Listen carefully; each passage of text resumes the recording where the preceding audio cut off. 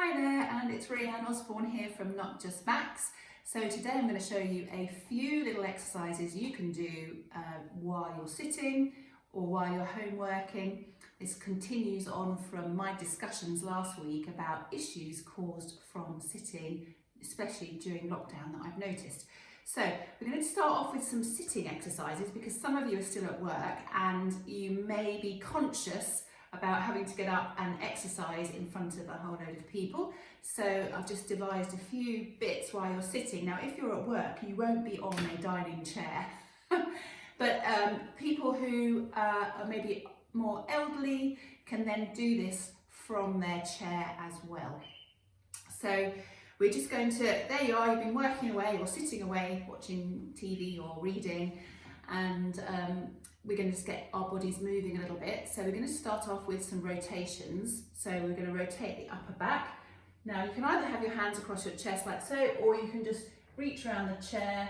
If you don't have sides, you can sort of tap the back of the chair and then go the other way. Make sure that you're sitting on your sitting bones, so you're upright and your spine's upright and you've got some engagement through your tummy muscles. By that, I mean just suck your tummy muscles in. So we're just looking, and you can look over your shoulder as well. Those, like, I've got a stiff neck going to my left.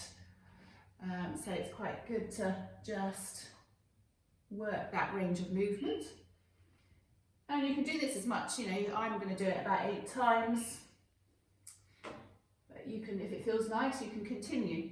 Then we're going to do a few side bends. So we're just going to slide. So you're going to just slide your hand down the side of the chair, holding onto your tummy muscles so that you don't end up sort of leaning over and falling off your chair. We don't want any accidents. And then we're going to go the other way. And you should just feel a pull coming through this part of your body. So we're going to go to the side again, and then we're going to breathe into our lower ribs. So you're breathing in down here, and then as you exhale, you come back up. And we're going to go again and breathe in. Try not to use your upper ribs. Try and sort of focus the breath down into those lower ribs and then back up. So you can do again that however many times it feels good. Then we're going to reach up, interlace our fingers, and then we're going to do a bigger side stretch. And again, breathing into those lower ribs. And then as you breathe out, you can come back up and then go to the side and then come back up. Lovely. Then we're going to try and get our heel onto the chair. So we're going to come up like so. Now I've purposely not put any leggings or sportswear on today so that you can see that I can actually do it in normal clothes. Because obviously some of the stuff we do later might be slightly restricted in clothes, and obviously if you're wearing a skirt to work, then it's a wee bit harder to do things like this. So anyway, you're going to bring the knee up. I want you to get onto your sitting bones. I want you to lift your chest, like so, and roll those shoulder blades down and back, just so that you feel a bit of a stretch going across the front of the chest. And you can breathe into the diaphragm, which is down here, and then back out. And again, get those sitting bones so you're even. Bring your leg up, and then lift up. Good posture. Slide those shoulder blades down, and then back. Okay, I'm going to move the chair so face to you. And then what you can do is we can then roll forwards. So if you're at work, you can pretend that you either got something, you know, you need to do your shoelace up, or there's something under your desk that you need to get down to your hard drive or whatever you've got down there. And then you're going to get your body, your chest onto your knees, and then your head hang. Now anybody with neck issues, it's really nice to let your head hang and be traction the other way. So it's opening up the joints between our neck and making the spaces where the nerves come out. We talked about the nerves last week to really lengthen and open those spaces up. So you can just hang here. It also opens and stretches out the lower back. Really good. Just really let your shoulders relax. And then hold on to your tummy muscles and then slide back up and roll the shoulders around. So that's the sitting one. I'm going to now do one that is standing. So I'm going to come over to the wall. Now, what I want you to do is we're going to do a Pilates roll down against the wall. So this is really good for somebody who has quite a lot of low back problems because you're using the wall to support you and you're not going into a full bend. So you want to get your back flat, so you take your legs and your feet out as far as you can to get your back flat. Now I've got quite a big curve in my lower back, so I have to get my legs out quite far and I've got longer legs. Some of you will be much closer into the wall. So it's like you're sitting, slightly sitting, and I want you to then try and flatten all your curves onto the wall, which does feel a wee bit weird, and then try and draw your shoulders towards the wall and tuck your chin in a little bit. So that's the starting position.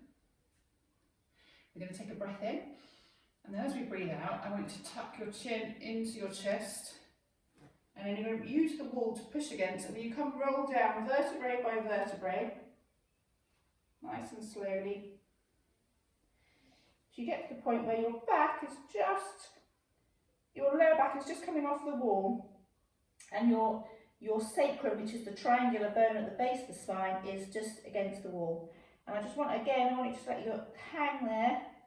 You're holding onto your tummy muscles in this position, so it just protects that lower back a bit more.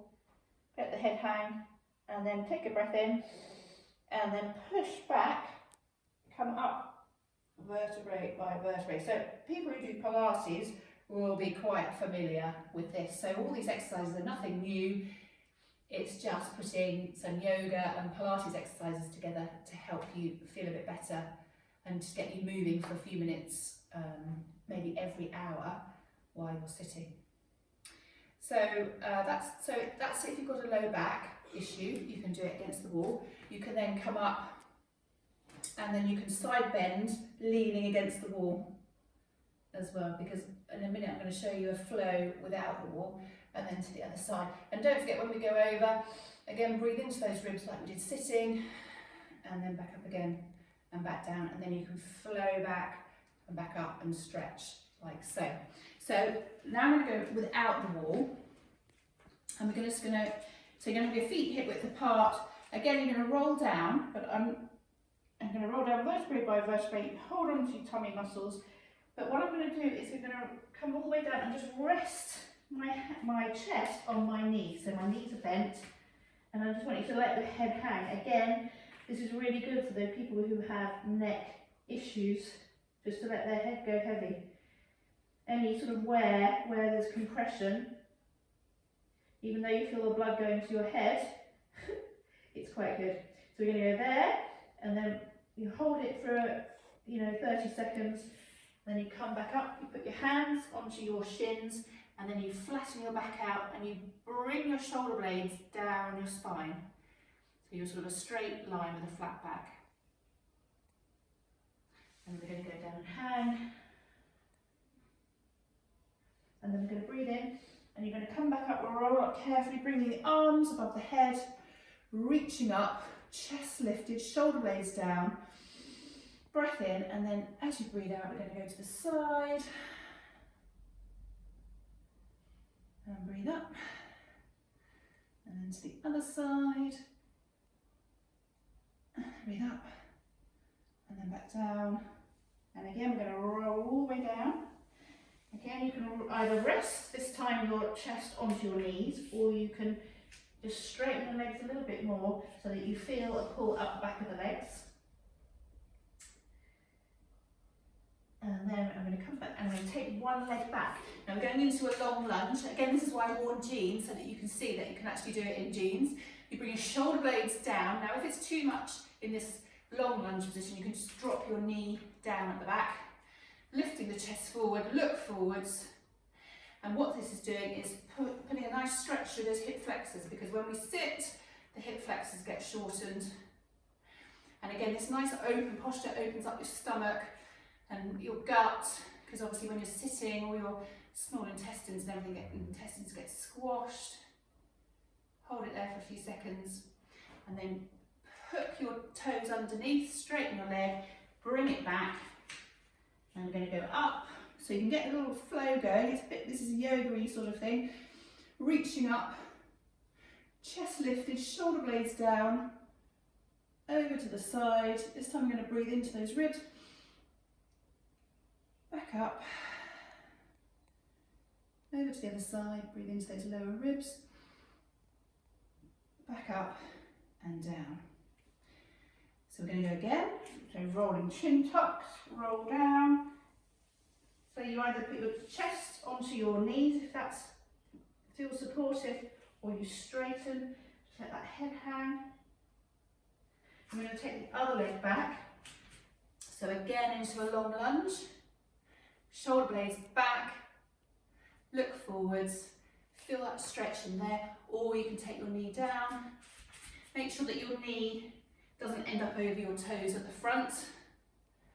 And again, you can come up to here if you're in this position. So the people who've been against the wall can come and just do this stretch. You do one side and then the other. You can just lift up an arm, increases the stretch. You know, there's so many variations to this. You just have to sort of have a little play, whatever feels good for you. And then back up. And then we back up again. Reaching up. Last one, you can be open out, lift the chest, and then back down again. So actually it seems really long, but you've got your sitting component, your supportive component against the wall, or just without. So you have a choice about what you do, or you can mix and match, but you only have to do that flow a couple of times through each leg, and it just makes you feel completely different and a little bit less achy, and just gets you moving, and hopefully your concentration will be better, that you can go back and do a bit more work. So I hope that's helpful, and I look forward to seeing you again soon. Take care. Bye-bye.